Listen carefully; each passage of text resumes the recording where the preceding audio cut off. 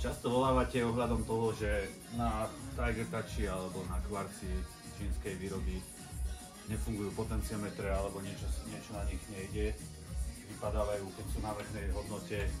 Tak vám teraz ukážem, ako to jednoducho spravíte. Je to zapričinené tým, že korózia, proste vlhkosť, zanedbané čistenie a takéto veci. Jednoducho zistíte, ktorý potenciometer je zlý, pôjde sa cez Tools, Control Panel, USB Expert konzola. Zvolíte si Touch Panel 1 a zároveň Fader. A teraz uvidíte každý jeden potenciometer, ako reaguje.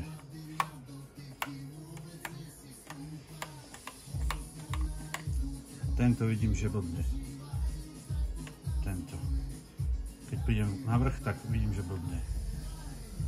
Pri vrchu vypadáva. Je to spôsobené tým,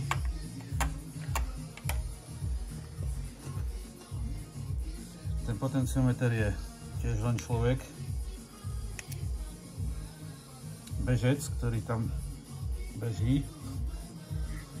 Keď príde na úplný koniec tejto dráhy, tak príde do tohoto miesta. A tam už končí uhlíková plocha, začína, neviem čo je to, iná plocha nejaká. Stačí, že je trošku zakorodovaná alebo zaoxidovaná a už to nefunguje. Vypadáva to na konci, na tej najvyššej pozícii. Jednoduché riešenie, nemusia sa žiadne potenciometre vymieňať. Použijete 601 a 701. 601 je čistič. Nastrieka sa do potenciometra. Potenciometer sa vybehá. Tento, ktorý bol, sa vyčistí pekne. Nechá sa to vyschnúť pár minút, 5-10 minút, aby sa odparil všetok ten čistič. A zápätí na to použijeme 701 alebo niečo podobné. Dáme to niekde, kde už sú vyčistené. Takisto pekne sa to odstýne. Toto robí takú ochrannú vrstvu na potenciometroch, na tých kontaktoch, aby sa náhodou znova nezakorodovali, aby sa nezašpinili.